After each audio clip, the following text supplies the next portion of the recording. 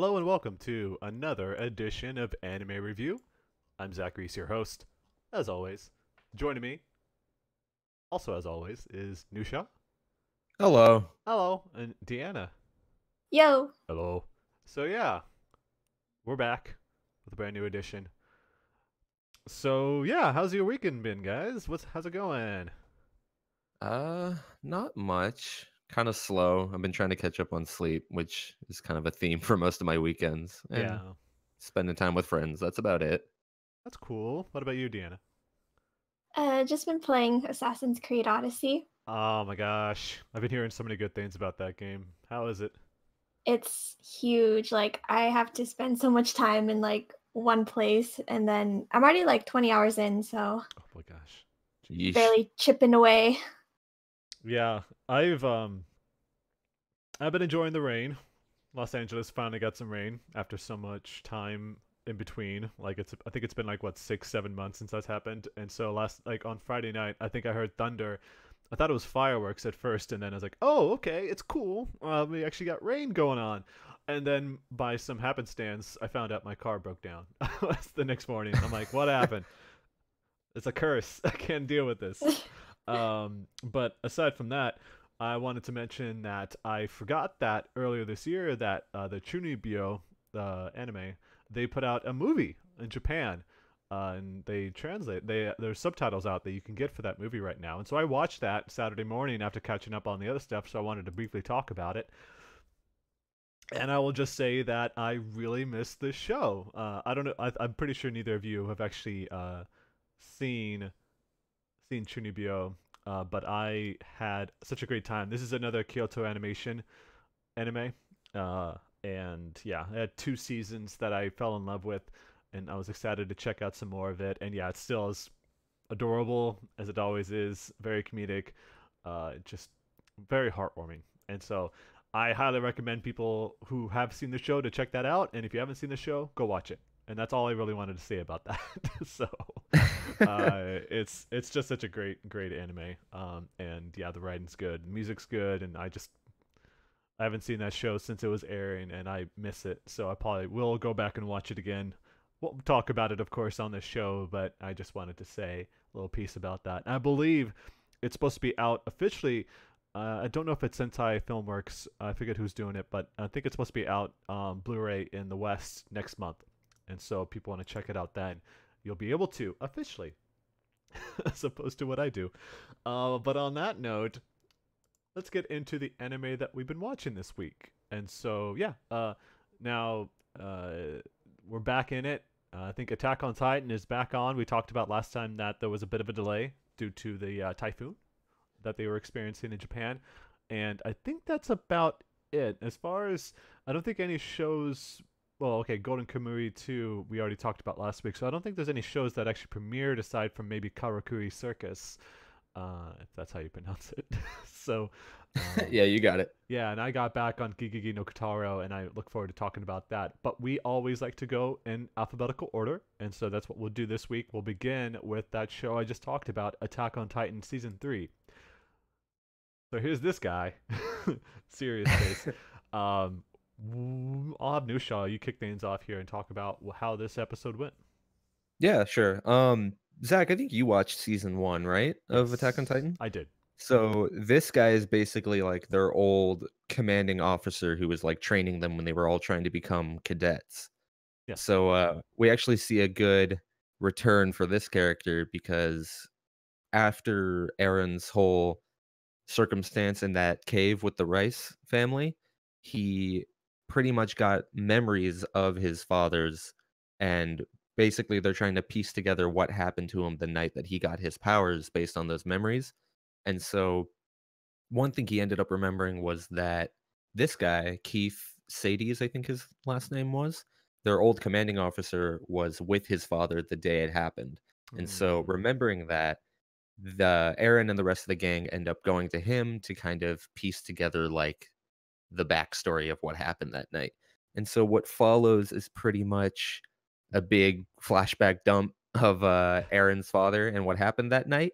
And so we kind of start with because this is all through Keith's eyes right now. And so we start with how Keith met his father, which was he found him outside the walls one day, and the man only knew two things, which were his name and the fact that he was a doctor. And so Keith befriends him, and he's even able to get him a job as a doctor within the walls.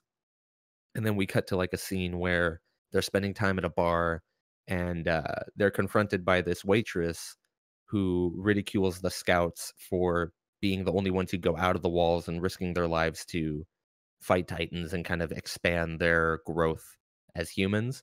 And Grisha, who's Aaron's dad, uh, ends up giving this small speech about how these are in fact the people who we should be thanking the most because they're the brave and the quote unquote chosen ones that go out and do this job that no one can. And so I think that would be like a common sense thing. Like, yeah, they're the ones stopping this from happening. Why would there's like this yeah, one kind weird of. lady that everyone else is like, well, what's with this woman? Like, what's going on? Yeah, exactly. And so like that idea of a chosen one, you see that very visibly kind of trigger something in Keith. And so he kind of starts questioning whether he's really worthy of that title. He wonders if he's really a chosen one of the chosen few, quote unquote, that can go out and do this job and do it well. Yeah. And we see that this kind of stems from an inferiority complex he's got towards a lot of other people in his life. Like we see him uh fall short of meeting like the bar he sets out for himself because his team always comes back with like countless casualties while Erwin's comes back relatively unscathed. Even with Grisha, Aaron's dad, who ends up marrying that waitress, who ends up being Aaron's mother. This was actually a woman that he had feelings for, and so seeing he loses that to the guy as well, and so we kind of see another episode focusing on like this idea of the chosen or the special. Like we just saw when they were fighting Rice's Titan, Aaron kind of had this moment where he questioned whether he was really special or if he was just this one random kid who just happened to get these powers and that he's kind of in over his head. And we kind of even saw that with Kenny a couple episodes ago as well, where because of his inferiority complex with like losing his sister and realizing he could never be the coordinate, he kind of led this life where it was a lot of self-loathing. So it's interesting to see them kind of switch over to this theme as opposed to what they've been dealing with earlier. But, yeah, to finish off the flashback, the Titans break through. We all know what happens here, like, they attack the town, Aaron's mother's eaten, but then we get what happened after all that, and we see that Grisha takes Aaron into the woods, and then that's when he injects him with this serum that turns him into a Titan. And so Ooh, okay. yeah, and so it's kind of like a slow piecing together of what happened that night, and so this episode kind of took that route by focusing on a character that we hadn't really gotten much fleshing out for, which was Keith Sadie's, their old commanding officer, and I kind of appreciated this random fleshing out for this character. Like we even saw again another moment in season 1 where Aaron was trying to use the 3D maneuver gear and then he was fit with like a malfunctioning one. And so we learned in this episode, 2 seasons later, that Keith was the one that actually rigged the maneuver gear because I don't know, they were kind of hazy on whether it was out of anger for Aaron's father or if he was really trying to test this idea out that there are special people who can go out and do what normal people can't. Yeah. And so that was a He's nice little tie back. What were he's you saying, Dan? basically Snape. Yeah, kind of, yeah. Like the old tie back to the main character's father and like trying to hold him back. Yeah. But yeah, it was a neat little episode. I like where they're going with this, and I like the idea of people being special or chosen because the story seems to be denying that because Aaron's mother gives this speech where he says there's no real crime in being born unspecial. So I'm interested to see where they go with this big new theme that they're trying to tackle. I don't know if you thought the same way, Deanna. No, yeah, you covered everything. Sorry. No, no, that's fine. That's good. Uh, all right. Well, yeah, that's kind of crazy that they're just now looping back around to such an important character like that, especially as you said that the person who helped Aaron escape injected him with the serum. Was that revealed earlier already, or is this a brand new revelation?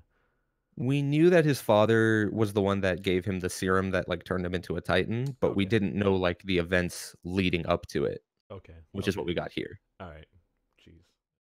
That's something that Yeah. obviously was not revealed in season 1 because I do not remember the Oh timeline. no. All right. They're just slowly peeling back the layers here, and I love it. Oh my gosh. All right. Well, speaking of layers, let's talk about Banana Fish and how it looks like this guy's ripping his skin off his face. What's going on with this shot, Deanna, of this person with skeleton hands reaching in the Okay. soul of Ash? I don't know what's going on here. So Ash is in the hospital. He seems to be dying, but in actuality, he's okay. That said, poor boy can't catch a break and almost gets assassinated in the hospital and then gets kidnapped to some mental hospital, which I know Dr. Mannerheim is going to torture him. And I think he's actually Golzine disguised because they look similar. Do you think so, Nisha? I did not even pay attention to that. I hope that's not what they do. They have I like this really hope Mission Impossible face peel. Oh my god. Yeah. Gotcha. So I just want every single adult besides Max to like back off and get away from Ash. they need to escape. It sounds like. Yeah. This episode, it was just all set up for like another shitstorm that's about to come. And I heard people were saying the first half was just like child's play and that this second half is going to be where like real shit goes down. Don't So tell me that. I know, I'm so nervous and scared. Oh my god, this Shoot poor him. kid. I know.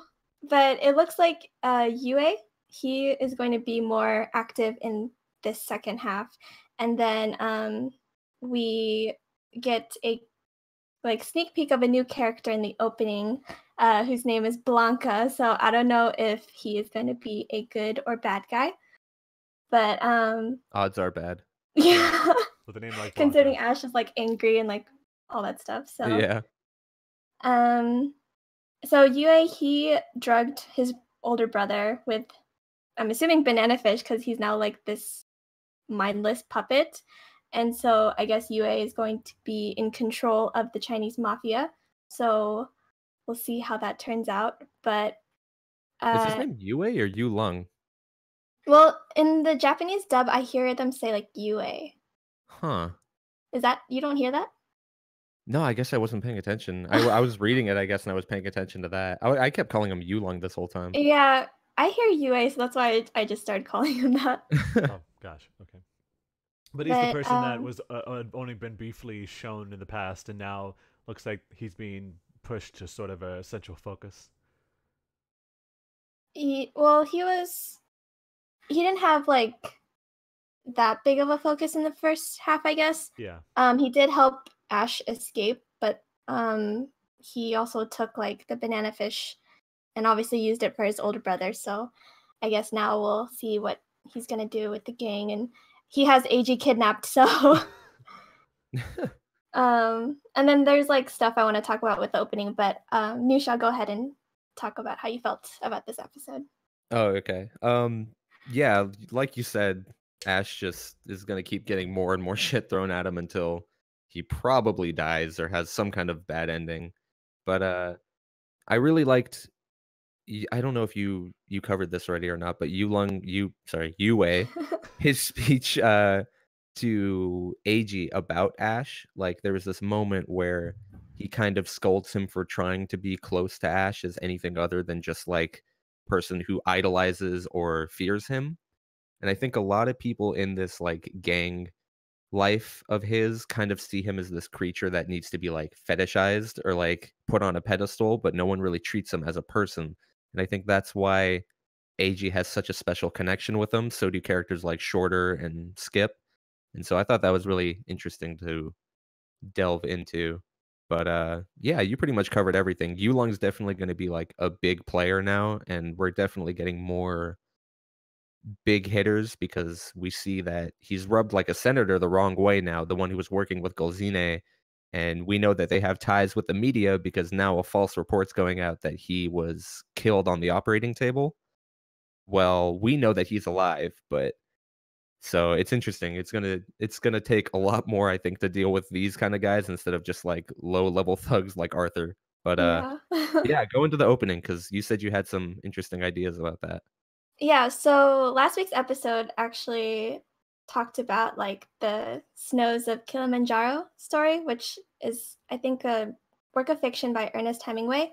And Ash was talking about this to AG, how there's a snow leopard that was climbing the mountain and someone like discovered its dead carcass up there.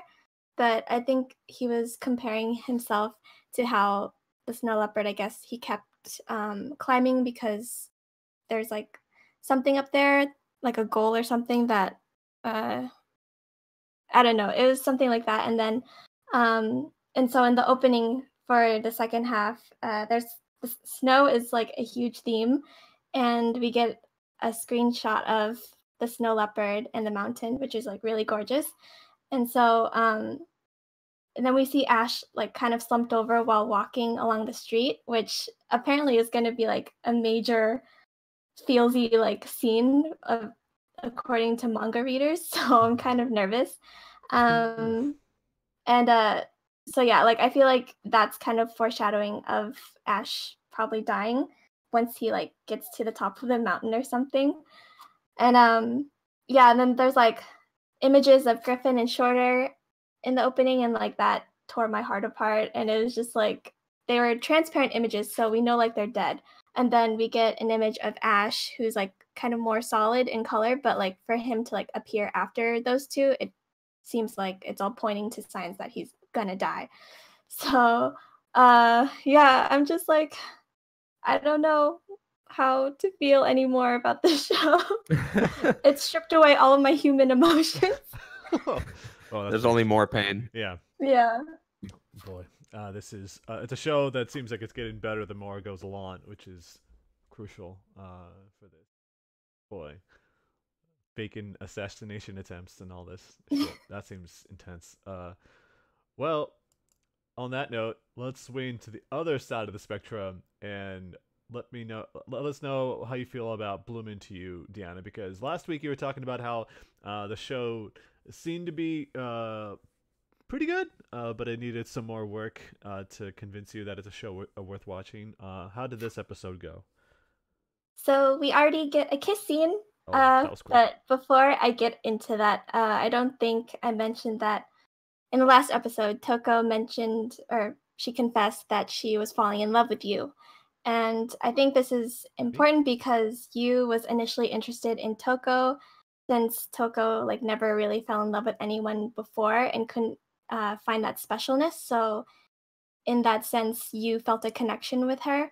But then in this episode, after Toko kisses Yu without consent, Yu feels nothing and starts to get angry at Toko because Toko managed to reach love while Yu is still behind. And she keeps saying like, "Oh, we're different after all," and Toko like she's unfair for like getting ahead of her.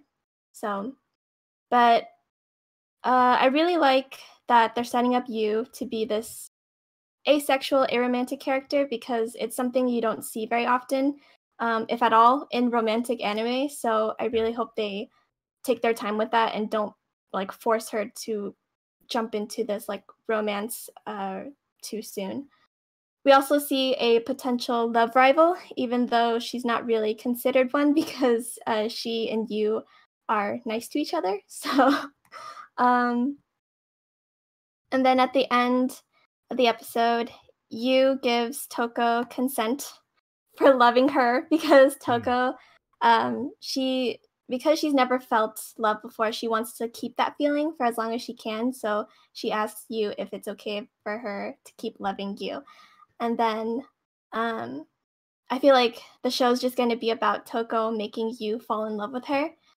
So I just hope Toko knows her boundaries and doesn't force anything on her. Yeah. But yeah, everything else is sort of bland, aside from Yu's sexual identity. But animation is still great, so we'll see where it goes. Yeah, I've been seeing a lot of GIFs and things like that for the show, and it does look gorgeous. Like the presentation is pretty amazing. But as you said, the content needs to support it, and hopefully it picks up some more. But for the most part, it sounds like a rather solid romance story. So we'll find out. Let's talk about another romance, Double Decker, Kirio's romance with his gun. So this show continues to be awesome. I'm still having a great time, and you can really tell some of the Tiger and Bunny presentation. I did notice in this episode more than the past ones that they do blend 2D and CG and 3D CG, because you can tell, like, especially with Doug, like when they cut away sometimes, like from behind, or when he slumped down, like you can tell that that's turned into a CG model. So it's a rather smart way for them to blend the two art styles together so that they could kind of save some money while still pushing the animation envelope.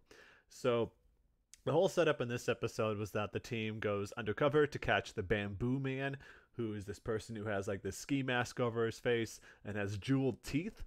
And we finally also get to know Kay a little bit more. She is the other rookie that started when Kiriel did. And she apparently found out to be someone who is highly observant, can, deduce anything that's in front of her pretty quickly.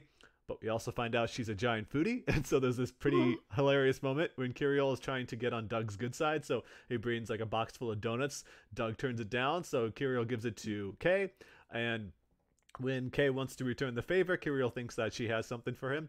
Turns out she just wanted to go to a bunch of different restaurants. So there's like this double misunderstanding, which I think is going to carry on for a while, which I think will be pretty fantastic.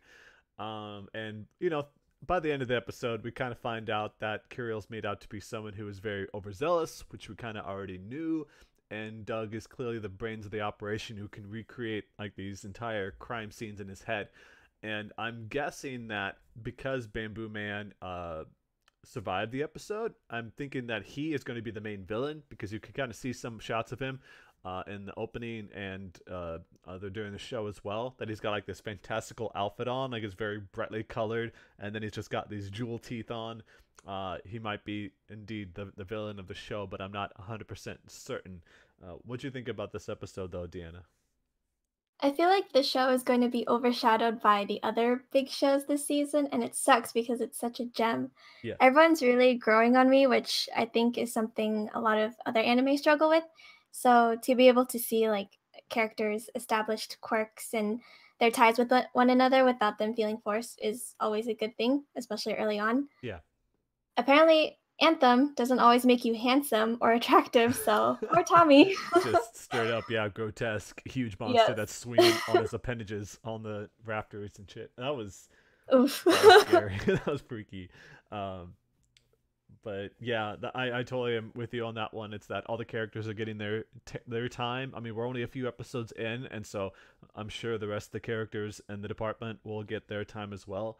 I'm like almost 100% certain, because so far this show has been really good about pacing, and I hope that the stakes continue to grow. And if Bamboo Man is indeed the villain of the series, it's good that they're establishing him early on, and so we can kind of get some time to get to know them more. So I'm happy about that. I'm excited to learn more about Derek, which I think we'll meet in the next episode. Yes. I think I like that Kiriel is aggressive about wanting to know about Doug's former partner. And like considering these types of subplots are safe for the last few episodes of the season, I'm like surprised they're tackling it so soon. Yeah, absolutely. And so far the show's been really good about representation, like you talked about. Like you find like a lot of different characters of different ethnicities and backgrounds and personalities. It's been so far really good about that stuff too. So we'll find out more. But Derek is going to be kind of the big part of that, like we're talking about here. So we'll move from that into a show that I mentioned last week that I unfortunately had to miss out on, and that was Gigigi no Kitaro, which continues to be great. And actually, they're leaning more and more into the Western style, and so it turns out in these two episodes, they're both kind of tied into each other. They're bringing in all these different like Western influenced characters, like Victor Frankenstein, werewolves, bats, vampires and sorcerers and things like that. And so this is all to build up to what looks to be called the Great Yokai War, where there's Japan's yokai versus the Western yokai. And Gigigi Forest is like that's like the where this battle is taking place versus Blackbeard's army I did a typo. Army, after there's like this mage named Agnes who steals this ring of arcana that has this great fantastical power, It has something to do with this thing called the Brigadoon Project, which they haven't talked about. All we know is that Blackbeard is evil, and that's all you got to know. And so I'm kind of happy that the stakes are a lot higher than they have been. Like the nameless yokai I talked about before, the one where no one knew who that person was. They're leaning more into that he apparently, or whoever it is has got a much more central role because the nameless yokai helped Agnes escape for some reason, and we don't know why. And so, but during this whole battle, Agnes uses the ring and makes Kataro's yokai powers, like she helps them grow. It turns into an episode of Dragon Ball Z because you've got like chugging guitars and like guitar solos and shit like that happening while these battles are going on, which like this intense fights are happening. You can tell that this is not some kind of kid show, and I especially like this little shot here. All they need to do, and this is something where they're showing Blackbeard, who's like this giant eyeball in the sky with like these tentacles coming out of its body, or its eyeball, I guess. It's kind of like Q the Almighty from Persona 4. That's what it feels like sometimes, like this just a giant eyeball that they're fighting. Yeah, it's just been, it's way more exciting, and I'm happy at least I waited a little bit because, like I mentioned, the last 2 episodes tie into each other, and so now from here it's that Blackbeard has been cast away, but they don't know what's going to go on because a bunch of yokai just died, like people that I wouldn't say they're like established yokai, but there's some characters that were introduced in the previous episode who were killed in the following one. So it's going to show that things are way more serious as a result of that. It's going to be interesting to see where they go with it. They also premiered a new ending for the show that I really liked. It just showed a lot of the art from the 60s comic from the manga itself, and that was pretty neat. And all it has is just Kataro and Kachik dancing, like little chibi characters dancing to the music, which was pretty cute. Yeah, I'm glad I caught up with that. And weird that they're introducing a new ending when it's like, what, episode 28 or 29? It's like a weird spot to do that, but they did it, so I don't know. We'll find out, because as far as I know, the show is going to go on for until like episode like 50, 52 or something like that, but we'll find out. So going from one long-running series to another, Deanna, back to you. Let's talk about Gintama Silver Soul 2. This is kind of what's going on. What's going on in this shot? I don't know. It's like they're being a judge or something like that. What's going on with this episode? So this is actually the last episode of the season. Oh, I didn't know. Okay. And okay, so just as expected, the last episode ended in a way that was anime original, with fourth wall breaking and an apology from the anime studio and the mangaka through the characters. Nice. So before I jump into that part, the first half continued with Gintoki's disguise as Takasugi, and how the women are torturing him by buttering him up in lotion and putting him on a conveyor belt that goes through all these old ladies who harass him. Okay. And it was punishment for Gintoki stealing one of the women's undies and wearing it over his head. So oh, that's right, from the last episode. Is that yeah, it? so by the end of like that bit, Gintoki reaches enlightenment and he basically turns into Buddha. All right. Okay. Yeah, so there's that. And then the second half, it's called the Gintama Ending Scam Trial. So that's what this shot is. Yes, so there was a scene that looked like Shinpachi and Gintoki were going to reunite, but Gintoki, like, as it was getting really serious, he says cut, and then the scene changes to like a movie set and transitions to a courtroom, which you see right there. And then they start explaining what was happening with the anime studio and the manga, and how they were originally gonna end the Gintama anime back in 2015, but then, like, with the way Sorachi, the mangaka, the way he rolls, like, it kept getting delayed, so they had to explain how they had to create like a whole season that just covered all the arcs that they skipped originally, and then how they kept, like, you know, going on season hiatuses and like coming back throughout the years just to like follow up with the manga. It's just more of that. And so Like this whole thing though kind of made me really appreciate the studio for loving Gintama so much and creating original content to explain things but in a very lighthearted and funny manner. So so the gorilla person you see, that's supposed to be the mangaka Surachi, Nice. and and he gives like a letter to Kagura, but then Gintoki's like, okay, you can stop being Kagura for now. And then there's sort of this gag or something where the voice actress for Kagura, she reads like letters written by Surachi because I guess they like the way she like reads and stuff. So, Just a good so voice. like her voice like starts to change and she reads the letter, and then Wow. and then yeah, like they still haven't confirmed or answered the question of whether Gintama is gonna have one more season to cover the remaining chapters of the manga, because the manga is not going to continue until like December, and then we don't know how the structure of like releases is going to be like, because Yeah. it's like seasonal or like monthly. I don't know, but they're like the final season will probably be called Gintama Final End of Sky, and I'm just like, oh god. It's like a Kingdom Hearts title. Jesus. I know. So yeah, that's Are you gonna miss it? I am. I'm just like, I really hope they do come back with another season, but that probably won't be for like until 2020 or something, because I don't know how many more chapters is left, and then yeah. For a show that's gone on for hundreds of episodes and all, it still continues to deliver. It sounds like, in terms of like giving fans what they want and making them happy, while also addressing something very serious, which is, you know, this delay Yeah. that we don't know what the future is going to be like, but we want to do Mhm. some more. So I'm glad at least that they're working together on that, because they had the mangaka in on the joke. So Yeah. we'll have to see. We'll have to see about that.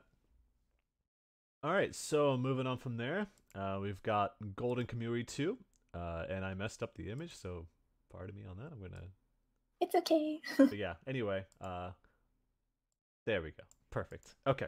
All right. So we're not watching. I messed up the image. Apparently, it was a lot smaller than I thought it was. But anyway, what do you think about this episode, Deanna? So I don't know if you guys remember, but I sent a very disturbing image. Yeah. Yeah, it's hard to burn that out. I forgot to mess about the drooling dude. Yes. Okay. So I totally forgot about the grotesque part of Golden Kamuy, and so we jump right into this taxidermist, and you know where this is going. Oh God. So Edo Guy, who's the taxidermist, he has these dead people, including his mom, who like talk to him in his head and tell him what to do, which is basically kill anyone who discovers them in the room, because he preserved their bodies as like, you know, like a taxidermist does with animals. So it's really disturbing. Yeah. And then we get Surumi, who's the lieutenant and is looking for the tattooed skins.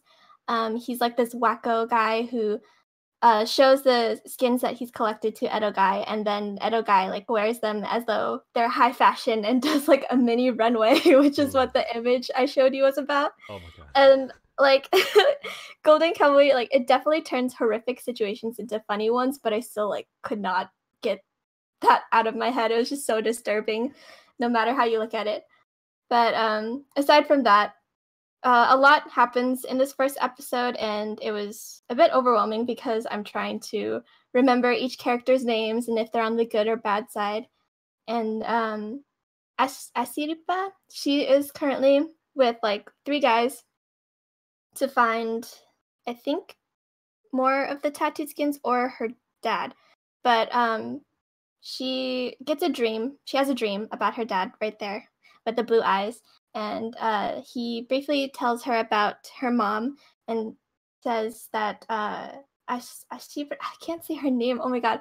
Ashiripa is going to be like the new Ainu woman, the Ainu clan that she's in, because of her blue eyes and like because she's like mixed blood. So yeah. So I also sent another image of Shiraishi with his derpy face, and I'm just happy to see that the facial expressions are becoming as true to the manga as possible, even though manga always wins. Yes, that's the thing about this show that I've heard so much about. It's just that the expressions really sell everything. So yeah, so There weren't any CGI bears in this first episode, so it's off to a strong, if not disturbing, start. And I do want to mention that there's a kid from the Ainu clan whose name translates to boner. Oh boy. And then like the characters are like, boner, huh? That's a really good name, boner. And I'm just like, oh my god. You're just rolling your eyes just watching the Yes. show. Oh my god. Very Gintama-esque humor. Yeah. I know. I see your taste now. Yeah. Is the shows that Yes. Deanna watches. So yep, that is Golden Kamuy season 2. Season 2 so far. Well, The that's Adventures good. of Boner. The Yep. Adventures of Boner. Plot twist, he's the main character. I think we got our episode title. We'll see what happens. I'm not opposed. All right, sweet. We never have a good episode title. It's always like the worst ones we've got. So we'll on this roll. All right. Well, new Shaw. Now you can finally talk. And it's about a show that I'm sure is gonna say something on the lines of that this show is not faithful to the manga. Talk to us about Hinamaru Zumuro. Zumo? Yeah, Zumo. Yeah, I'm gonna rant. Great. Awesome. I never thought I'd say this, but I think I might drop Hinamaru Zumo. That was quick. That was quick. Yeah. I think I mentioned last week they were gonna jump like a bunch of chapters, and they definitely did. I think we skipped like 10 or 11 chapters to jump to this point that we are at right now. Jesus. That's And fast. then even at the end of the episode, they introduced a character who isn't introduced until like 30 chapters in. Oh my gosh. What are they doing? It's very apparent they're just like splicing things together to kind of ham fist this arc into a season of anime. Tokyo Ghoul. Yeah, pretty much. I've heard about that Tokyo Ghoul, yeah. Yeah, we can rant about that too. But normally I wouldn't like complain about that, like an adaptation like this, but I feel like the way they're cutting it just does an active disservice to characters and like why they grow and develop and act the way they do later. Instead, we're just kind of getting characters having sudden changes of heart for no apparent reason. But to avoid getting too ranty, I'll go into a small plot synopsis, I guess, of this episode. But it's club day at school, and so the sumo club needs to gather at least 3 more members to be able to compete at the national level. And right now they only have 2 members because, as they've established before, this school that they go to has like a notoriously weak sumo club. And so what they do is they decide to hold a recruitment table pretty much every episode 1 of sports anime ever. Yeah. And they cook up. I don't know if you guys are familiar with chonko nabe. It's like the stew that sumo wrestlers will eat to like bulk up and put on weight. And so that's like what their attraction is to their table. And so everyone starts like trying it out, but it tastes like garbage because Ushio adds garlic powder and protein powder to make it more nutritious Ugh, into this stew. And so naturally everyone hates it until one guy actually enjoys the taste of it. And it turns out to be this student named Kunisaki Chihiro, who is a wrestling student who is like a maniac for contact sports. Like he practices a bunch of different styles, and his dream is becoming an American MMA champ. And so weird. him and Ushio quickly bond. Is it weird? Is it? I mean, like, why does it have to be an American MMA champ? It's like they've got. I guess because UFC's got MMA people- is like, Yeah, what were you but they're saying? from all over the world, aren't they? Like, Bellator. Anyway, continue. yeah, I guess the scene is bigger in the US, but Yeah, fair enough. so yeah, they quickly bond because like Chihiro, our main character wants to become the best at the sport that he's playing because he wants to become the Yokozuna. And so they quickly bond, and then Kunisaki invites him to an exhibition that he's holding where he's basically taking on challengers from a bunch of different contact sports clubs to kind of promote his wrestling club. And I'm sure a lot of us can see where this is going.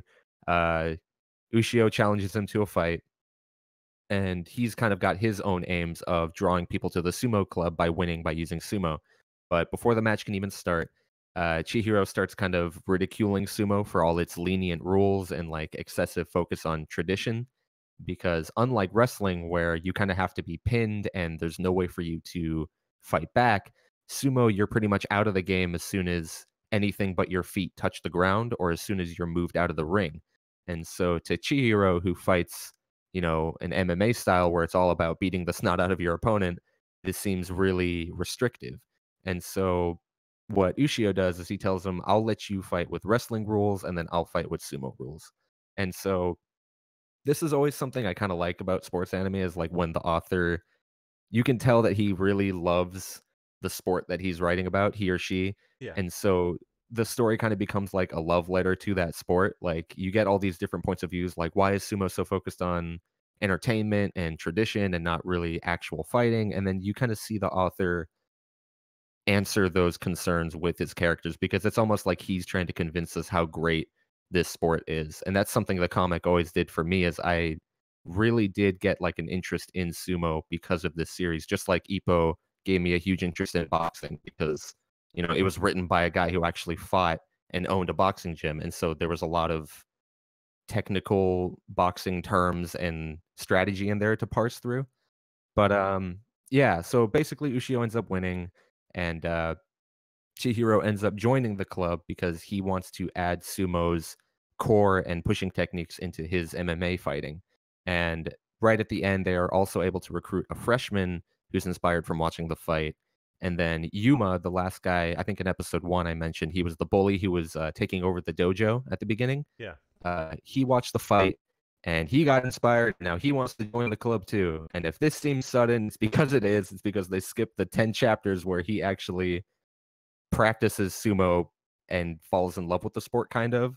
And so instead of that, yeah, he just kind of does a 180. I'm inspired by watching you fight. Yeah.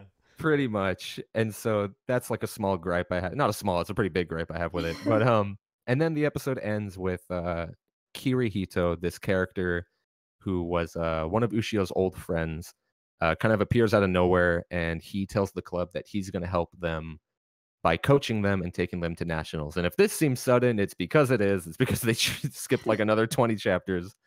But yeah, all in all, it just seems like they're telling a different story than the one that I read. And I'd be a little more lenient on it if the animation and the art quality was like anything to draw from, but it's really not dynamic or moving at all. It's just like screenshots with action lines. And I just feel like I'm not getting anything from this adaptation that I can't get and get better from the manga. And I guess I just want to end this by saying like I don't want to detract from anyone else's enjoyment of this series. Like if you like what you're seeing here, that's awesome. Like it's more exposure for a series that I love. But if you're watching this and you're enjoying it, I highly, highly, highly recommend checking out the manga because it just does everything this series is doing, but so much better. And I feel like it's a disservice to the characters the way this anime is portraying them. But yeah, I think I'm gonna watch it, but I might just not cover it on the podcast because I'm just gonna have negative things to say, and I don't want to be that guy. I mean, it's to be fair that you're not going to get the kind of character development that you would if you read the manga or like with the book adaptation that you would from just reading the book. It's the same as if watching like some movie based off of a show. As like, you're not going to understand what's going on if they decide to like cut out a lot of the content there that you could get from watching 26 episodes or more of a show.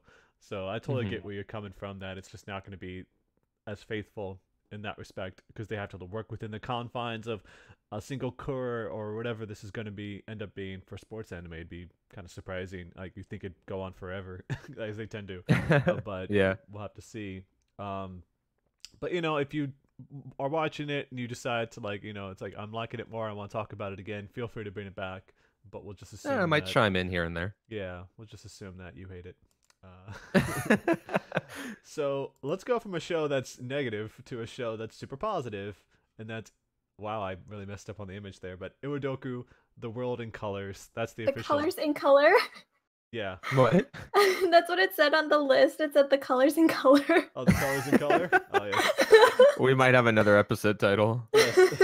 Wait, where am I? Oh, you mean like? Oh, I see what I did. I messed up. Yeah. On mine it's okay. On yours it's not. I couldn't care less. Oh, so you picked up this show too, Zach? Huh? I did pick up the show because, as I mentioned last week, that we were talking about this. Actually, I think I've been talking about it for a couple weeks now. That it looked gorgeous. I just wasn't sure whether I could really speak about it. And then Deanna decided to cover it for the podcast. And after hearing her talk about it for the first episode, like, I should really, really watch this myself. And yeah, just very briefly, because of course this is Deanna's show to cover, in my opinion. No, Yeah, we I mean, can both cover it. yeah, no, I mean, I'll definitely cover it. No, I just mean as far as like this week, since I'm just picking it up on the last moment. That I totally get where you were coming from. That I love how they give the show a lot of room to breathe, a lot of the scenes in the show to breathe. And the piano music really gives everything a fair bit of weight to what's going on here, whether it's like people feeling melancholy or happy or anything that's going on there. Like the soundtrack really carries it a lot of the time, and the scenery is just drop dead gorgeous. Like it's incredible. Like the shots, everything's so well presented. Like the way they pan the camera around anytime they're looking at each other. It's a great spot there. And that moment in the first episode when Hitomi, who's, as we talked about last week, she's like this mage who, for some reason, which they haven't described yet, and they haven't mentioned it with the other people that know magic, that she cannot see the world in color. When the moment she finally does, it's pretty amazing considering how, socially awkward she is due to her, low self-esteem, whether it's because she feels like an outcast because she knows magic, or she doesn't feel happy about the position she's in, these expectations. I don't know what it is, but I guess it's because she's been treated differently because of what she knows.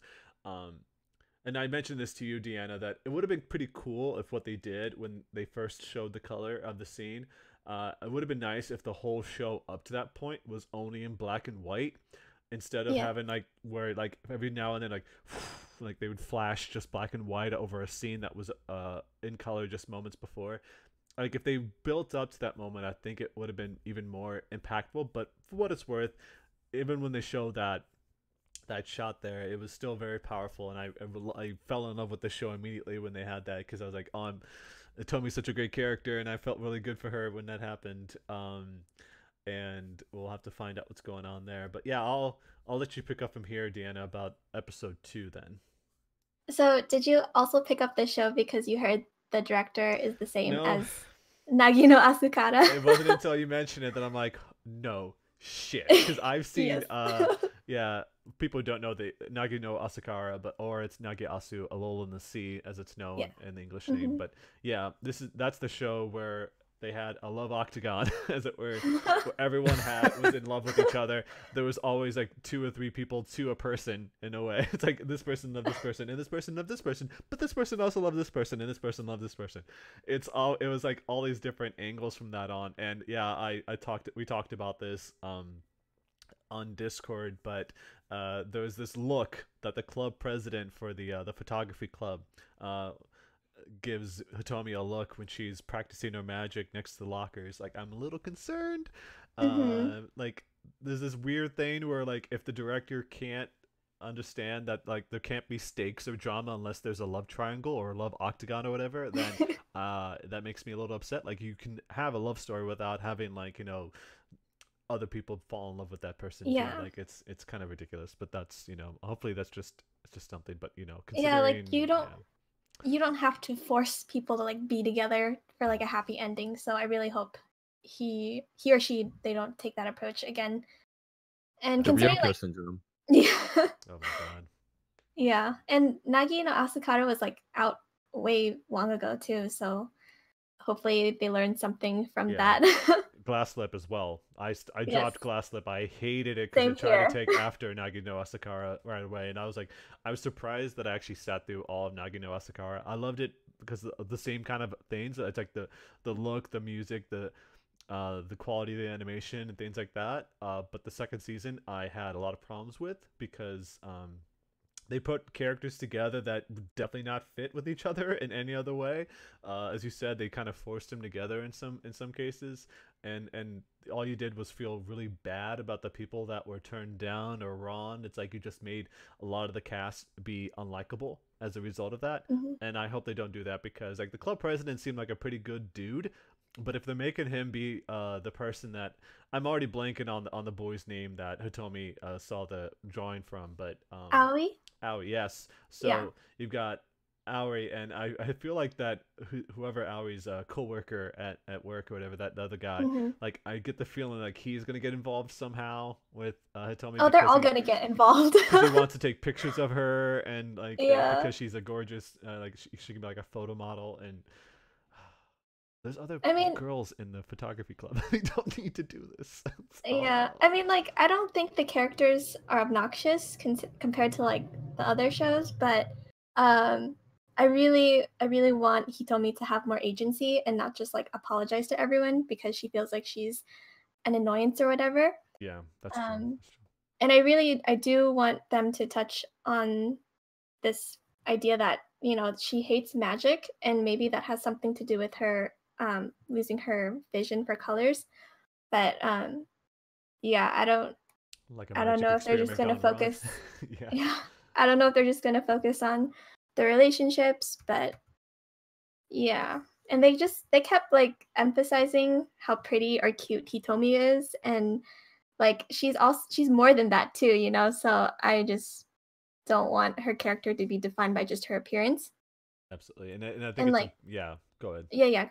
And like interestingly, like the story is set in like in a society where people are aware of mages, but some are like more like cautious than others. Whereas like in Hitomi's time period, mostly everyone's using magic. So maybe at some point the mages of the past were able to like spread their magic to other people. Yeah. So I guess that's something they can cover. I don't know. Yeah, and of course we go. It sounds like next episode we're going to meet Granny as she was in Mm-hmm. high school, and I hope that they have an explanation for why in the first episode Granny sent Hitomi back in time because it just kind of spun it on her. She didn't say why at all, and so I thought that was very careless of her, and so I don't know what exactly is happening. It's like this is something that they probably should have talked about for just a moment before she sent her I back in know, time. right? But yeah, for what it's worth, it's got a pretty crazy look to it. I love when the art comes out of like the drawings come out of the art that he's working on his tablet, and it just once again makes me feel bad that I can't draw with the damn. When I saw him drawing, I was like, oh man, if I had space where I could draw, I'd be like stick figures. That's all I can do. But yeah, still a gorgeous show, and I hope they don't drop it in terms of making it all about character relationships and have love triangles and love octagons. I think that's crap. I hate that stuff because Mhm. they don't need to do that. Let's move from one relationship into another. JoJo's Bizarre Adventure Golden Wind, where this person hopping out of the portals. You can tell I know nothing about JoJo's Bizarre Adventure other than like the art that people share about that and Dio, of course, because of memes. But I do appreciate they have a Jodeci ending. But what's going on with this show, Nusha? I mean, even people who read JoJo's don't understand what's going on in Oh, okay, JoJo's, fair so enough. it's totally fine. Decades worth, Um, yeah. yeah, pretty much. Um, are either of you guys familiar with the movie Goodfellas? Yes. No. Okay. Well, Zach, tell me if this sounds familiar. We start this episode with a flashback of Giorno's childhood, our main character. And so he was born to Dio, like we mentioned, and a random woman that we know nothing about other than the fact that she was very beautiful. And of course, Dio wasn't around. He was too busy trying to raise an empire in Egypt and fighting teenagers. And his As you do. mother, as an overlord does, yeah. And his mother was actually very neglectful, sorry, and regularly left him at home, even though he was only like 1 or 2 years of age at this point. And she eventually remarried an Italian, and they moved to Naples. And there, Giorno was regularly bullied for being half Japanese, and his new father abused him regularly when his mother wasn't around. And so this all changes when he's walking across the street and he finds a wounded man hiding behind a building, and he's bleeding out. And so he notices that there are these thugs who are looking for this man, and they run over to Giorno and they ask him where he is. And making like a split-second judgment call, he lies to the men and points to some random direction and sends them away. And the man takes notice of that. And he reveals later, after he's all patched up and healthy, that he is actually a gangster, a member of one of the gangs that are ruling this area of Naples. Mm. And he tells Giorno that he's going to make sure that he's able to live a happy, like carefree life. And so he does this by using his connections in the mob to, stop his dad from hitting him, to get the kids to stop bullying him. But he always stays like an arm's length away because he doesn't want Giorno to ever induct himself into this like gang life. Yeah. And so, yeah, this was a huge, huge callback to Goodfellas, where the character Henry, like he meets a mobster, and then because of them, they're able to use their pull in society to get his dad to stop hitting him, and the school stopped sending letters to his home where his dad would tear him up, and they would send him to like this restaurant instead. It's And a lot like Goodfellas the more you talk about it. So yeah. yeah, it's a pretty one-to-one comparison. Pretty much.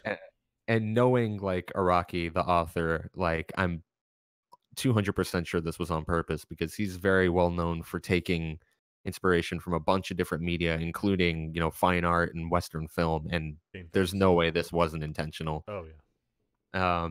But yeah, so Giorno later in this flashback sees this same man kill a man for selling drugs in his town to not just men, but also to women and children. And so he basically learns that these gangsters and mobsters are arguably doing more good for his town than the corrupt police and business owners that have been doing nothing but, taking money from back end means and treating him like shit because he was, half Japanese. And so he begins admiring this man, and then he eventually dreams of becoming a respectable gangster himself. And so we cut back to the present, and we're still in the middle of this fight between Giorno and Bruno, who is questioning Giorno about the death of Leaky Eye Luca. And so the both of them bust out their stands, and we have a classic, bizarre, crazy stand battle. And without getting too punny, like the big standout moments for a series like JoJo is these stand battles themselves. Yeah. And it's because the author, he just goes so out of his way to give these guys such unique and innovative, like seemingly useless abilities that they're able to use in such creative ways to get out of predicaments. And the fight rarely just becomes, well, I mean, a lot of times it does become a punching battle, but in many scenarios like this one, it's like who can use their ability in a more creative way to get out of this predicament that they're in. And so, like in this one, for example, we have Giorno, who he can infuse inanimate objects with life, and so he can turn random inanimate objects into living creatures. But if he hits something that's already living, what happens is that he basically heightens their senses. So like Sounds cool. their vision, their hearing, their smell, everything just kind of heightens, but their body doesn't heighten in speed to match it. So basically they see everything around them moving in slow motion, but their body isn't able to react fast enough. And so he throws like this punch that takes a second, but then through Bruno's eyes, the punch takes like 20 seconds to reach his face, slowly crumble into his cheek, and then like his tooth comes flying out of his mouth. And so this pain that you would feel for like a second, Bruno feels for like minutes because his senses have been heightened to this degree. And so that's one dimension of it. And then Bruno, if you can tell by this thumbnail I gave you guys, his ability is that he can place zippers on random surfaces and on people. And then by unzipping and zipping those up, he can like attach things together. And he can also like zip through like surfaces. Like he uses his ability here to zip through the wall in the train so he can run away from Giorno when he's, on the losing streak. And then later he even puts a zipper on a person and then jumps inside the person and hides inside this guy to get away from Giorno. And so there's just like these really creative applications of these seemingly random powers. And I think that's always been one of the greatest draws to a series like JoJo.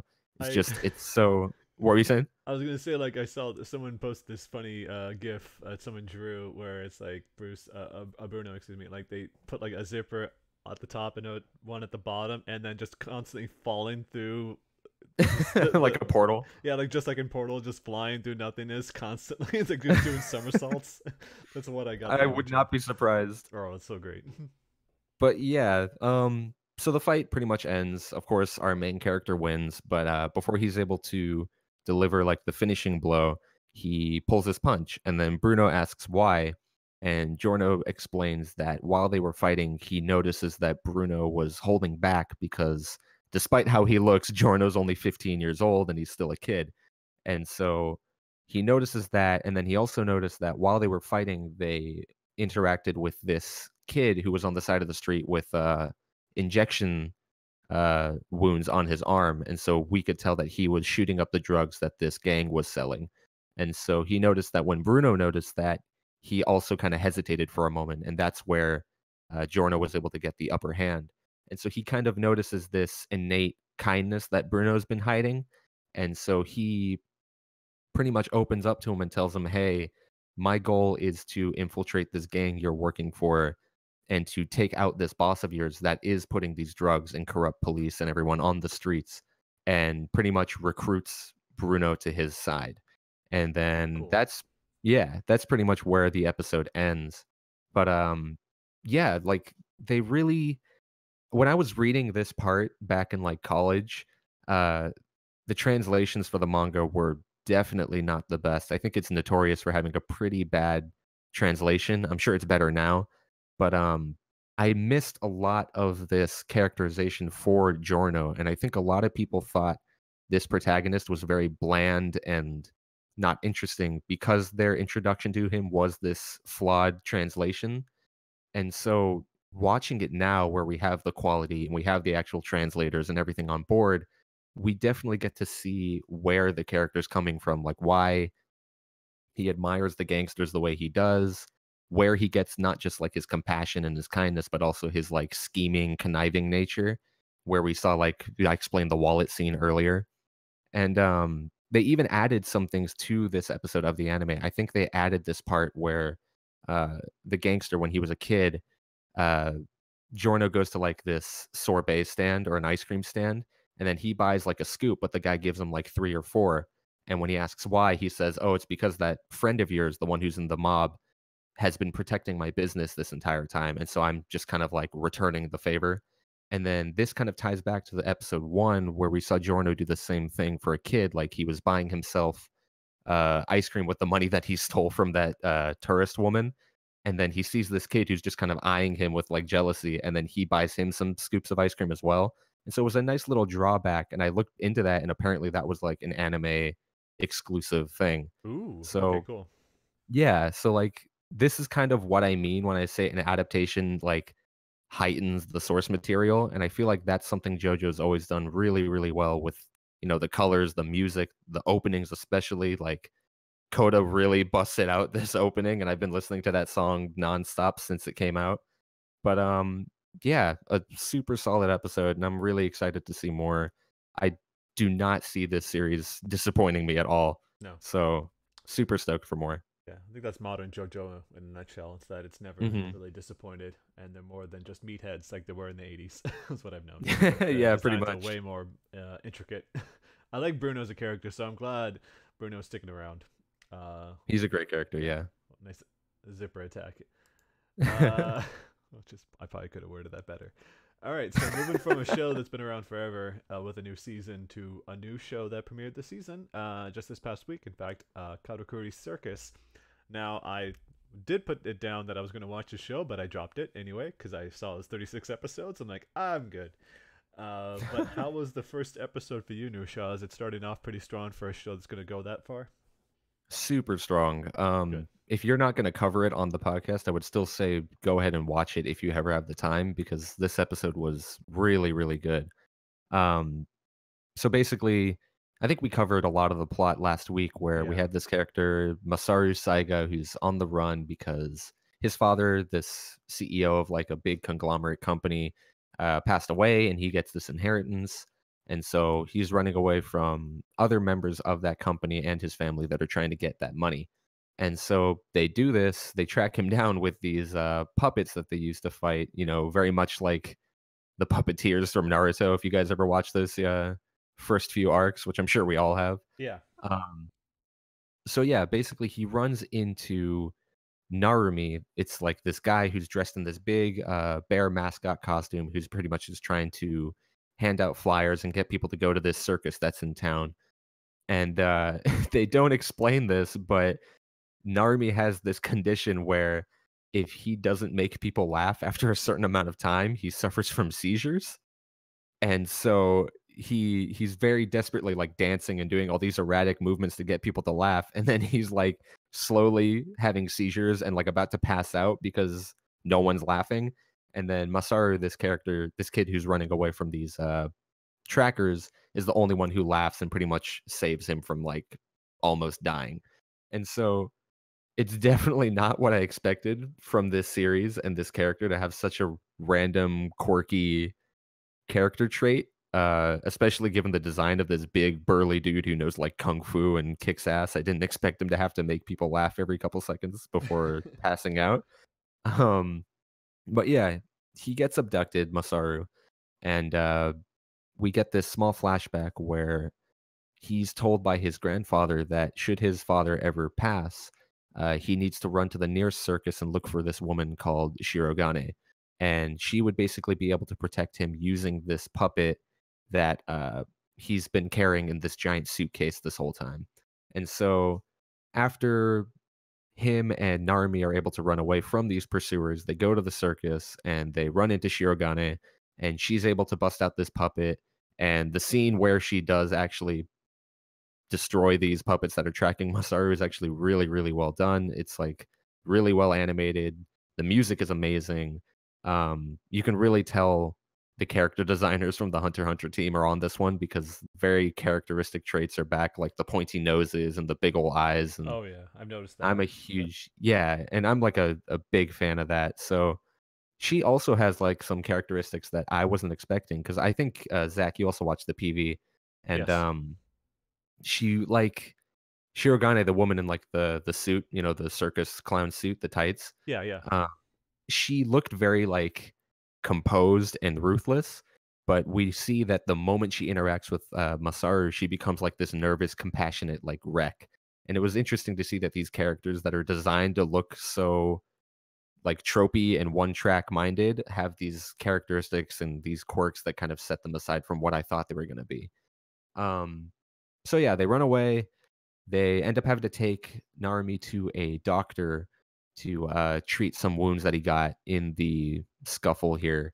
And then, just as the episode ends, we realize that they're being tracked by another puppeteer who I believe has more close ties to Masaru's father.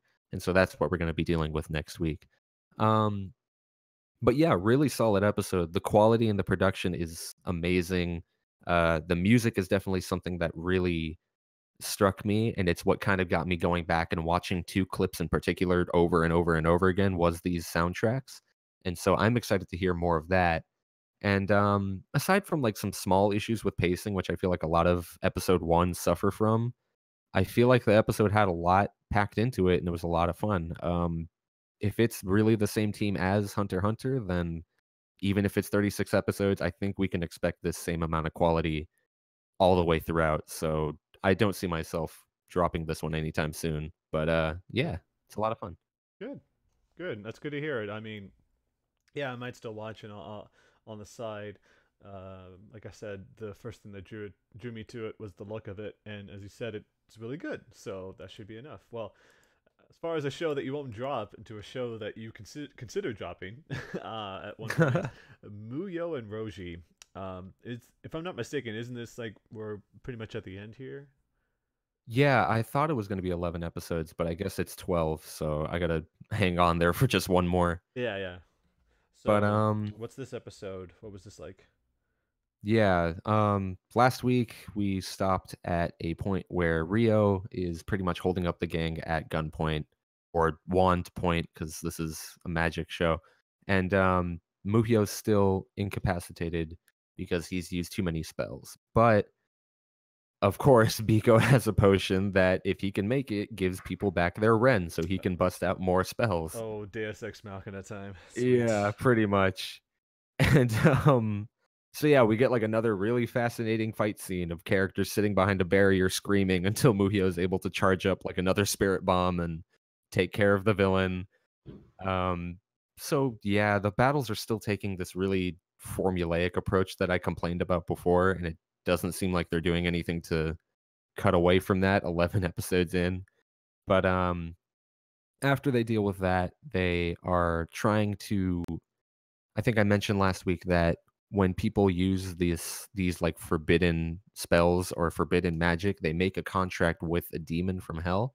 And so what they plan on doing now is summoning that demon that Rio has made a contract with, and by killing him, they plan on voiding her contract and bringing her back from this ambiguous quote unquote like dark side, you know? And so that point actually seemed kind of interesting. Because up until now we see Muhyo using these demons to fight for him, and they're very imposing and threatening, and the idea of them having to now fight one to protect a friend of theirs seemed pretty interesting.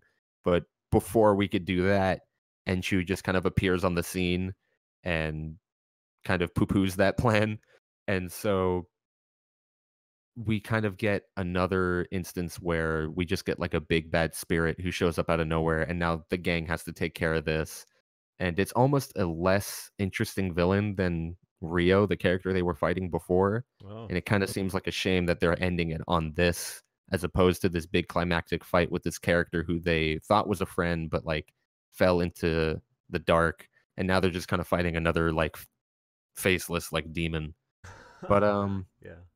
yeah, not really much to say. It's more of the same. Muhyo he needs to like shoot a big beam and everyone needs to stall for time. And I feel like this just isn't suited for like a battle anime or battle manga formula. And I almost liked it better when they were doing the Kitaro route where they were just doing like one-off mysteries and like investigations. But I guess that's just not what the series is going for us. So I will mention that it seems like there's a thing about having giant eyeballs as enemies because Gigiki no Kitaro, which I'm showing an image of on the stream right now, and then you go back to Miyo and Roji, giant eyeball floating around. I guess that's like a go-to yokai or something like that, or a demon in some case. But yeah, I guess so, yeah. something I noticed when you were talking about it. Well, Nusha, we'll give you a break since we were doing a lot of talking, you doing a lot of talking. Now we get to another show that at least you and Deanna have both been watching, so Deanna can pick up from here. Let's talk about Radiant, which last week on the first episode you both seemed pretty high on, and I assume that things carry on with the second episode. Not right? Well, okay, so this episode, it was very dialogue heavy. And it felt like they were stalling for time in a way. But I think it's also like trying to establish the world and characters, which I'm not complaining. But yeah, like it's not in a hurry to get to plot heavy points. And one of the plot points that they're trying to cover is like the discrimination between sorcerers and humans. And like throughout this whole episode, like just hearing the constant barrage of discriminatory remarks from the townspeople like made me so frustrated. But that was like it was effective because like, you know, like you want to feel the same way the characters are feeling. And we also learned that the Bravery Quartet, who we thought were like gonna save the day and stuff, like they're actually bandits, and they sealed the Nemesis, but then they just walked away and let Seth be the decoy and get himself like nearly killed, while the Bravery Quartet like they go to the bank and just tie everyone up and like rob them of their money. Awesome. So awesome. yeah, and so yeah, it's just I think it's interesting how during the episode break they show this like illustration of these gloves, and that they said that sorcerers wear these gloves to use radiance, but at the end of the episode we see Seth's gloves like they're being burned off from the Nemesis that can like project this like killer blast or whatever, and he's trying to like hold off the blast from like killing the townspeople. And I think that's a clue as to like what makes Seth so special as a sorcerer. And then I feel like this episode, it wasn't great in terms of action, but I like that we're getting so much societal conflict and betrayal, because I definitely see this situation of like Seth witnessing the Bravery Quartet being like not who they were. Like that's going to affect his perspective about who he admires as sorcerers. And then that also makes me wonder why Alma is keeping Seth from meeting other sorcerers, because it seems like Alma's the only one that he's met so far. And like if it's true that she's been keeping him from meeting those people, like how did she do so like during this whole time? Like I would think he'd be jumping at the opportunity to meet other sorcerers, but again, like I guess they've been traveling around a lot and just going from one village or town to the other because of the discrimination they constantly face. Yeah. So Well, Nisha, what'd you think about this episode? Is it kind of been like that? I mean, I still like Deanna said appreciated the episode for what it was doing. It definitely was a little less action packed, but I feel like it was needed to set up these characters that like Seth it's like Seth up until this point believes that sorcerers are like all good and vigilant people who want to protect townspeople, but there are people like the Bravery Quartet where they've been alienated for so long that eventually they just fall into these roles that people prescribe for them. And so to them, this is like the way a smart sorcerer makes ends meet is they just like look out for themselves because everyone's just going to keep ridiculing them. So what's the point? And so it does a good job of setting up this prejudice that people have against sorcerers. And it's also a nice little foil to Seth because this is easily what Seth could have become if he didn't meet Alma first. mhm. Someone who's so vigilant and even though she's kind of rough around the edges, she's real quick to help people and raise Seth to be like a respectable adult. So it was a little less action packed, but I like that they're not trying to burn through this first arc so quickly. Like we're actually getting a third episode for this, typical shonen arc of the main character has to leave his town and start adventuring. And I was expecting them to kind of cut it short 2 episodes in, but I like that they're taking their time with it and fleshing it out with another episode. Yeah. And they're definitely not lacking with like the animation and the settings and the effects and everything. It all still looks great. So we've got the quality behind it and we've also got, they're taking their time with the pacing. So I appreciated this episode for what it did. Yeah. I do want to mention Seth dabbing at one point. Did Seth Oh. dab? I'm Yeah. dropping the show. She took No. a shot of it. Yeah, she Yeah. shared it. I didn't use it, but in the Oh background. no. Was it like intentional or was it like a frame in the middle? I think it was intentional because it's like after he punches the nemesis and then he lands on the ground and like does a dab. Oh no. Right. I take it all back. I was gonna say you have to get this stuff out of the way before you get to the actual action, but the action Yeah. was there all along with the dab. God, I'm glad I'm not watching this show then. All right, sweet, sick. Well then, let's move to a show that I'm watching. A show actually, I think I'm the only person watching right now. Yeah, so this is the second episode of Rascal Does Not Dream of Bunny Girl Senpai, and this is when it gets pretty serious. So it turns out that the whole reason Mai, who is the girl that dressed up as a bunny, took a hiatus from acting was because her contract said swimsuits and model shoots are a no-go. But her mom, who was her manager, decided to go ahead with the shoot anyway against her wishes. So she took the money, basically. So in retaliation, Mai decided to take a break because she didn't like being used. But because she missed the acting scene and everything, she wants to come back but work for a different agency, not her mom's. And she also believes returning to acting will fix her adolescent syndrome that's having people forget about her. Unfortunately, when Mai goes to confront her mom about it, like she invites her to meet on this beach, she discovers her mom doesn't remember her. Like she walks down there and she walks past Mai to meet with Sagata. So it looks like Mai is now vanishing from people's memories, even by people she spoke to only moments ago. Like they call up that reporter, that photojournalist from before, and she's like, I don't remember. I was talking to you. I don't know. So as you can probably guess, a few of the main cast members do remember Mai, but not Kaede, who is the younger sister. So I don't know what the connection is quite yet, since she also had adolescent syndrome. It kind of makes me anxious about the next episode because both our main characters are laying together in like this hotel, and he keeps saying, I'm not going to forget you no matter what. And so who knows what's going to happen. But bottom line, though, it's that I'm really liking this show a lot for the same reasons I really liked romantic comedy Snafu. There's some really biting humor that's delivered in such a a straightforward way that you can't help but appreciate the tonal shifts because it's never jarring.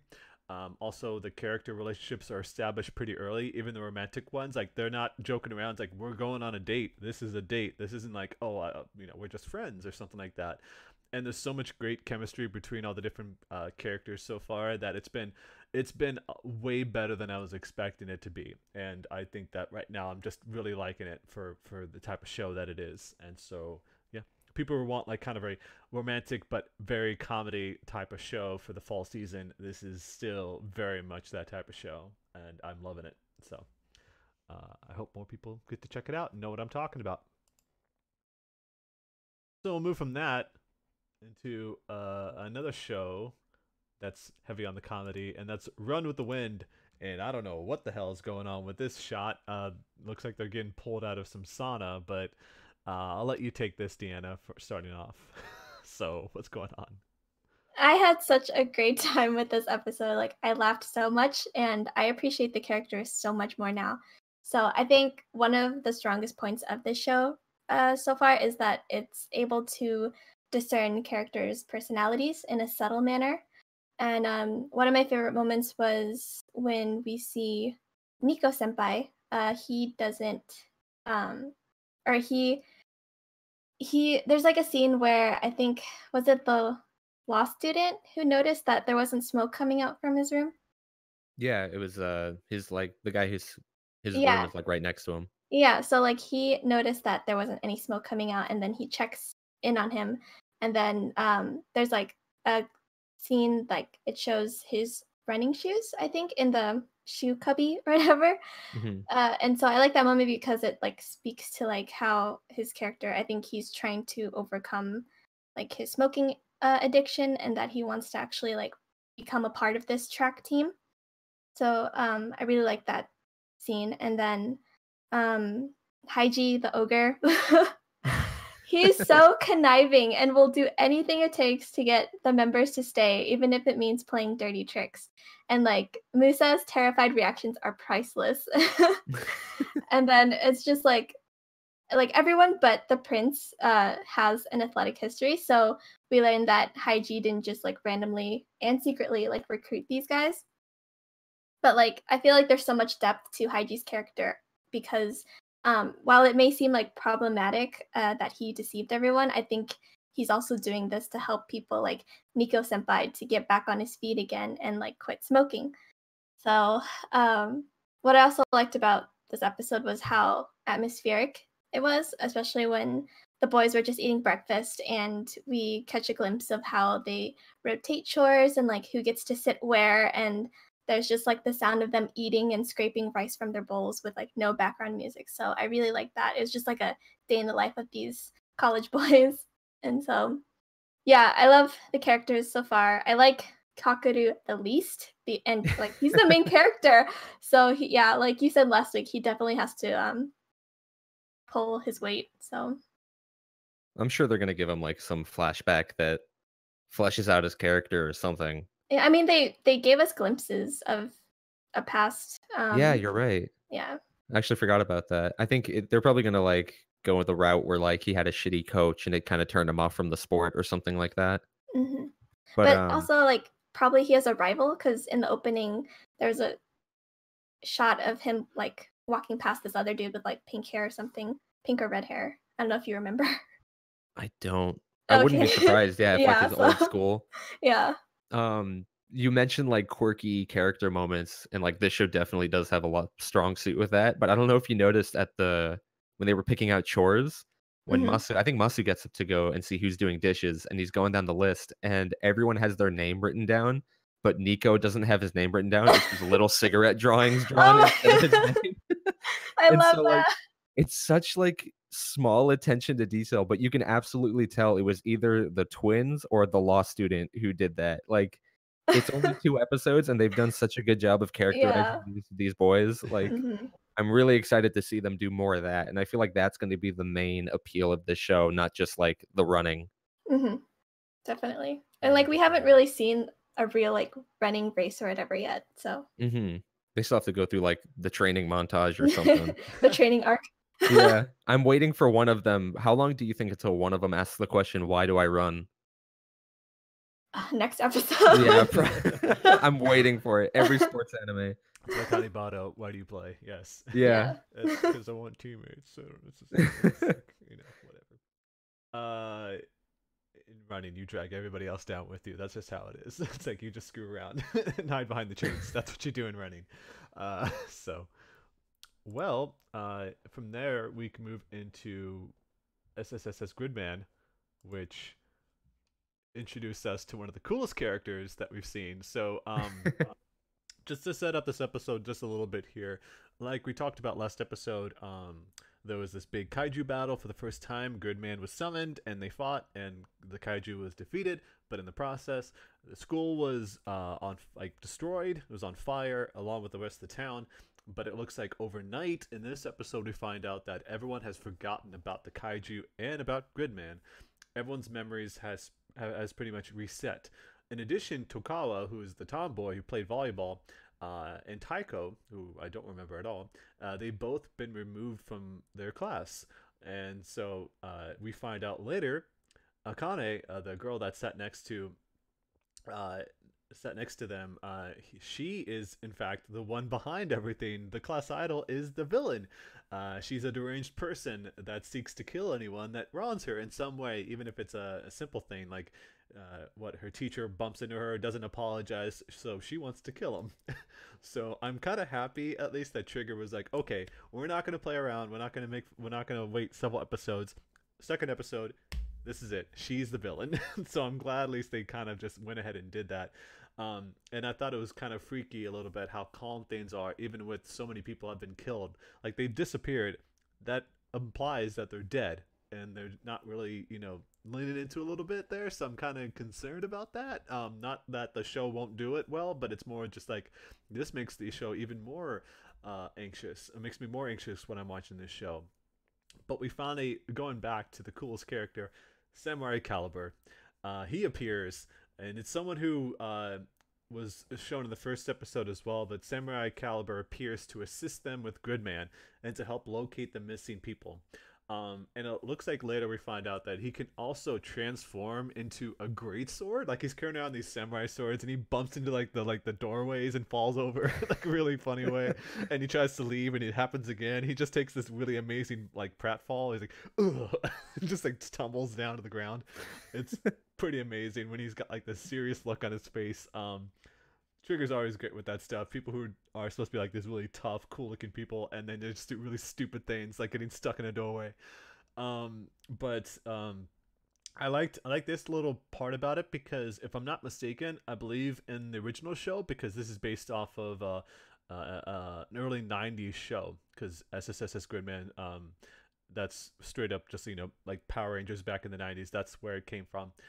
But in the original, people would program Gridman's upgrades, because Gridman is in a computer, so they typed in the different upgrades to give him all these powers. In this show, they actually have people who become those upgrades. So it looks like we're going to be introduced to more characters over time that'll become these important ways to power up Gridman, which I think will be a pretty cool way to get us to know a lot of the characters, and not just have it sort of like a superficial way to give Gridman more abilities. So I thought that was a pretty cool touch there. But yeah, I'm just really liking this.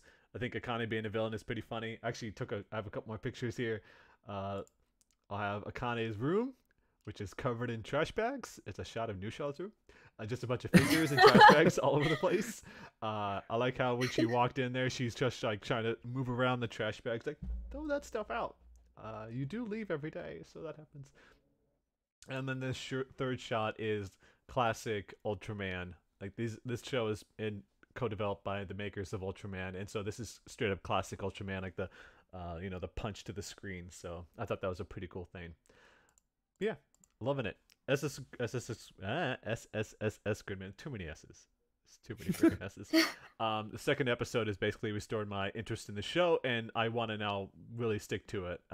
It's pretty much made me motivated to do so. What'd you think about it, Nusha? This show's just a lot of fun. It's just a lot of crazy, quirky fun, and I think that's just kind of what Trigger can do best sometimes. Like you said, Samurai Caliber is just too funny. Every single time he ran to that wall, I got a solid laugh out of it. And he's got a 'Cause he just stutter too, so it's like he's not a perfect Yeah, person. He's like, oh, he's such a uh." they're over there, and then he just rams into the wall. But, yeah, it was a lot of fun. I like that they're doing this pretty healthy mix of CG and 2D when they're having the big kaiju fights, and I think it makes the fights look pretty interesting. They're not really looking too clunky and alien when they move, kind of like how Planet Width did with their CG mechs. Yeah. So I look forward to seeing more of that. There, stuff just kind of happens in this show, and characters accept it. Like Oh, they did. a second later, he's like, "I'm Samurai Caliber, and I'm an alien, and I can turn into a giant sword." And they're like, "Cool, will you help us?" And he's like, "Yeah." And that's just kind of I like, what yeah, it's happened. like, I can't, can you go out there? He's like, no, can you help him? Yes. It's like, what? They just, Yeah. they just Do something. I can't do that. Okay, help. I can do that. It's so nonchalant, and that's what I was talking about. Like people who they died in the show, and I wouldn't say like they brushed it aside so much. It's just that like these people are gone. It's like, well, were you even friends with that person? No, and then like, well, there you go. It's like, oh, they still died. Isn't that kind of sad? Like, I hope Tokawa was okay because I thought she was an interesting person in the first episode for like the 10-20 seconds you got to know her. Mhm. Because I like the tomboy character sometimes, but that's just I don't know what's gonna happen, and that's kind of freaking me out a little bit. But I guess we'll see. Yeah, there's a lot of mystery to it, and I'm excited to learn more about that. Same here, same here. Well, moving to the second last show that we're going to talk about today, and that's Rerent Tsukumogami. Talking about drama here. This is quite the thumbnail that we've got for the shot. What's going on with this episode, Deanna? I'm gonna rant for a bit. Okay. Do We're it. back to Yeah. rants. All right. Okay. The so- manga, there is no manga. It's and that's original. my rant. So the show really doesn't want you to forget what happened with Suo and Satoru. And yet again, they did like a quick recap, which kind of works here because they did go on a 2-week break due to the typhoon. So the show at this point could end in a few ways, but I really hope Oko doesn't end up falling in love with either Satoru or Seiji, and that she's just happy on her own while resolving the missing Satoru case. Because I just feel like she's been at the center of all this, but she's never been able to actively take control of the situation. And Seiji just does everything on his own, even though he can't work up the courage to confess his damn feelings for her. So, and then like we get Satoru, who just acted selfishly by leaving Edo without an explanation and not making things clear with Okano. Okano is the girl right there who's crying. And like basically this episode was like a reveal that she was the one who stole the incense burner and like made Satoru like leave Edo. And it was just like, I don't know, like the episode kind of portrayed women as being like out of control with their emotions and like doing irrational things, and like that doesn't sit well with me. So like it just feels like the whole show's accusing women for miscommunication and creating problems through that. So like I was happy like when Oko, she started yelling at Seiji for jumping to conclusions about like hearing that one of their clients, his wife was cheating on him, but that was just like an assumption. There was no there weren't any facts to prove that. And so she was like, she starts to leave the shop, and then Seiji was like, where are you going? And then she's like, I'm gonna give that client hell. So I was like, yes, go give him hell. Do it. So like I feel like I've been saying this every week now, but I really miss seeing more of this Gumogami. Like they've been kind of sidelined at this point. And that's a shame. we even meet 2 new ones, but they weren't even given like proper introductions compared to like the previous Gumogami. So they really deviated from like the episodic Skumogami, like introducing a new Skumogami, to like now just focusing on the main plot, which is initially what I wanted to learn more about, but now I'm kind of like really just frustrated with it, and I just want it to end. Like almost cliche character drama as Yes. opposed to like what was the real draw. That's what like you dropped that other show for this one because it did what that one did but way better. But now it's fallen into like typical anime drama, I guess is the way to put it. So, yes. Hopefully it gets better because that'd be a shame if it fell to that kind of thing. And as you said, it's those types of ways to approach it. Not right. It's not right. Nope. All right. Well, we'll wrap things up with the last show, Zombieland Saga, which, holy shit, this show continues to be so stupid in the best possible way. So, they do the episode recap at the start of the show, but I love how even that is still meant to be happy and chipper. Like, it's like a Love Live episode. But there was only death and disfigurement and metal. Like, that's all they have. It's like, they're like, oh, it's so great, what happened? This happened. It's like, the main character died in the first episode. Everyone got, like, their bodies torn apart, people being bitten, crowds being attacked, and they're just all happy about it. It's pretty ridiculous. And the opening, it's the first time they show the opening to the show. It's just as ridiculous. It shows shots of them being Super Sentai. And I just gotta say that I can't get enough of this show's style. It's so offbeat, hilarious, really sets a tone. And I highly recommend, even if people don't watch the show, go watch the opening to know what I'm talking about. It's insane in many respects. So this whole episode, of course, is that now that all the girls are awoken, they're not just straight up zombies dragging their feet. It's like they're actual humans, as much as they can be as being zombies, except for the legendary Yamada Tai. She's the only one that continues to be a full-on zombie. You really get a sense of their personalities, which they're all likable in their own particular way. It was also a great way to showcase the show's animation budget, which seems rather high. Characters move in such a fluid fashion, like it was on Yuri on Ice, which is same studio, so that makes some sense there. You also have to keep reminding yourself that they are zombies, because during the course of this episode they lose limbs and eyeballs and everything like that. They're like, they got makeup on them to make them look human, but no, they're still zombies. Don't forget that part. And then at some point, two of the characters, they get so upset with each other that they just start to have a rap battle about how they're zombies and how they're upset with each other, and, you know, they don't like the motivations. And so there's like a freestyle that happens, and there's like a shamisen that's being played. I just say, yeah, this show's so damn good. I can't believe how good the show is. It's just so offbeat in so many respects that anytime I watch it, I'm having a great time, and I just can't wait for it. Everyone's so damn ridiculous. Every single character is so offbeat that it's just so much fun. So that's kind of what I want to leave off on this week, which is going to be tough because we're going to go from Zombieland Saga into Trigun, which is what we've been watching. We're coming to the close of this series. Episode 23 and 24 is what we're on right now. Next week, potentially next week, which we'll get to later, that'll be the last two episodes of the series. So we'll go through it one by one as we do. So episode 23, we learn that Wolfwood, after the big blow up that he had with everybody else, has had a troubled childhood, which don't they all? No one's ever had a good childhood, it seems like, in this show. And he ended up running an orphanage so that other kids wouldn't have the life that he had up until that point.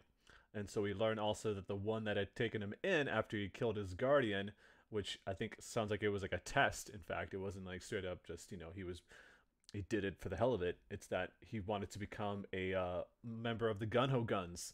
And so one of the members of that Gunho Guns crew is Chapel the Evergreen, which is a hell of a name, who is now blackmailing him to bring Vash to Knives. So we find out that Wolfwood, the only reason he got close to Vash is so that he could bring him to Knives. And also there's this other dude who can go camouflage and has a 20-foot long gun barrel. He's awful at his job. Like, straight up, like, as soon as he did that thing where he threw his gun, his sniper rifle down, it's like 20-foot long barrel with like these little pedestals on them, and then he himself goes invisible. It's like, dude, your gun is still showing, it's not invisible. Like, you don't understand. He gets taken care of so quickly that I'm like, yeah, what do you think would happen? You're just really bad at your job.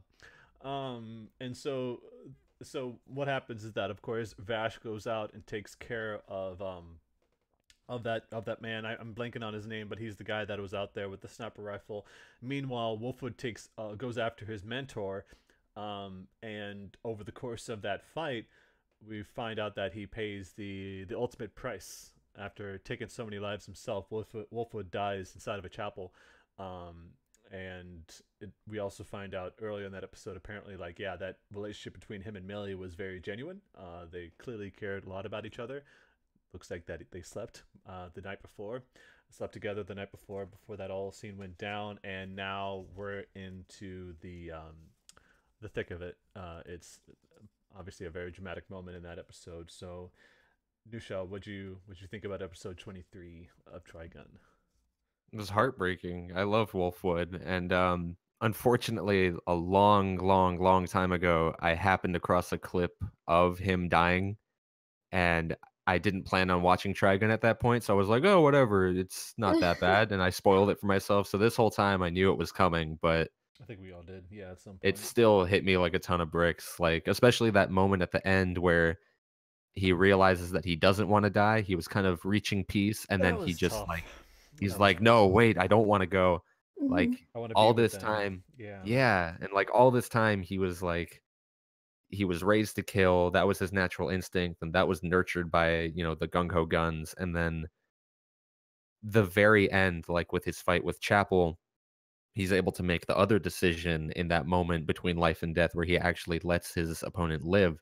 And so he finally learns this like new way to live, and then that's when his life's taken away. And so just it was heavy, man. And like I think the whole time he was talking about, his heavy sins, his heavy sins, his heavy sins, about taking all these lives, and he literally dies with his giant cross like weighing down his body. And Yeah. like I don't know, it hit me. It hit me hard. I don't know what you thought, Deanna. I'm sure very similarly. Yeah, this was a really powerful episode, and I didn't think Wolfwood would die the way that he did. We saw it coming, but it's definitely one of the saddest anime character deaths I've seen in a while. And like we had Kenny from Attack on Titan a few weeks ago, and like I Mhm. guess you could say both characters were living with some level of self-hatred, and like both of them confessed that they didn't want to die but did anyway. So like those characters are just like, oh man, like Yeah. don't go. It's always the roughest point where they realize that they want to live, and then that's when it's taken away. Yeah, it makes you Yeah. wonder if like Wolfwood was brainwashed the way it was to think like the way that Knives did, because Knives, of course, we find out he takes control of everybody that's under his power, and they have no way to escape from him once they are under his rule. And so it makes you wonder if Wolfwood was just the way that he went after Vash for that stuff can be very difficult. Uh, Mhm. any last thoughts though, Deanna, on that? I guess eating sandwiches sure has a whole other meaning to it. Yeah, that's also I noticed that. I was like, let's eat sandwiches. Let's eat sandwiches together. Yeah, together, and I think I saw a lot of comments in the YouTube comments about that too. I'm like, Yeah. yeah, yeah. But yeah, that's well, yeah, Millie. Imagine what's Crying. going through. Yeah, that was very difficult to watch. And that carries over to episode 24. And as I talked about, we see that Knives has regained consciousness after spending time in that test tube or whatever it was that he was in. Meanwhile, as one would expect, Vash and Millie are both taking Wolfwood's death pretty hard.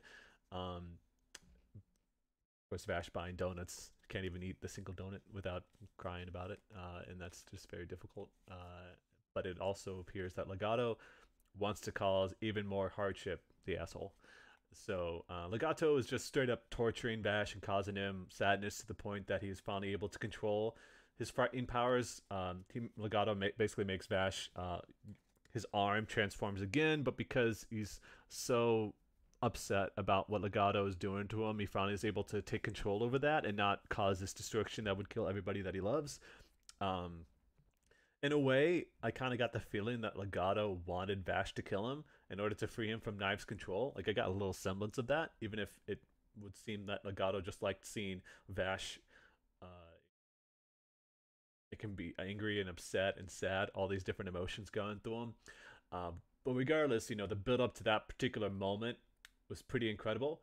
Uh, Vash ultimately kills Legato, like straight up, gunshot to the head, like point blank, while Millie and Meryl are about to be killed by the other townspeople that have, captured them and are about to kill them. I didn't know really what the townspeople were, to be honest, what were doing, because all they did was get closer and closer to Millie and Meryl. And Yeah. I was like, oh, what are they doing? It's just like they're getting closer, like they're putting their heads. I didn't want to get too much into that. They could have cut a shot or two of that out, and it would have been Yeah, fine. got But kind of weird. But as Legato said, the only sensible way to live in this world is without rules, and Vash had to break his one rule, which was to not kill anybody. And that's, as we saw there, and they didn't cut away from this shot anyway. Vash, took the gun to his head and shot Legato in cold blood, and that was extremely powerful. And you can kind of see from the thumbnail for the next episode, you just see Vash just completely broken. And so I very, anxious to see where things are going to go from here. So we'll have you pick up on this, Deanna, for the first comments about this, though. What'd you think about this episode? Yeah, everyone's crying and everything hurts. Yes, I feel like the minute Vash kills someone, like Rem will disappear from his life because, like you said, he broke his one rule, which is to not kill anyone. And I think that's why he's been struggling to make choices, is because he didn't want to like lose Rem or like and her ideals. And I think him killing Legato in this episode might actually have freed him from his indecision about like revenge or whatever, because I think Wolfwood asked him like what is he gonna do or like whatever, like is he doing all of this for revenge, and Vash was like, I don't know. So again, like the difference between Wolfwood and Vash is that Wolfwood had to make a lot of like hard choices, but Vash still like can't make a choice like whether to kill or not kill. So what did you think about Anusha? Yeah, I mean, we've had a lot of episodes that have highlighted, how much Vash cherishes life, but I think this one really hammered it home with that scene of him getting donuts. And he's just kind of sitting on the bench, and then he appreciates like all the townspeople. He's happy he's in like a lively town, and you hear people talking about like childhood crushes and like errands and just kind of like the rigmarole of life. And then he kind of hits this moment where he realizes Wolfwood can't appreciate that anymore or enjoy that anymore, and he just kind of breaks down. And that was just like a really hard hitting scene, and it's fitting that this is the episode where he ends up taking his first life. And so yeah, I don't get how Horn Freak's horn works. That was like to control the wind.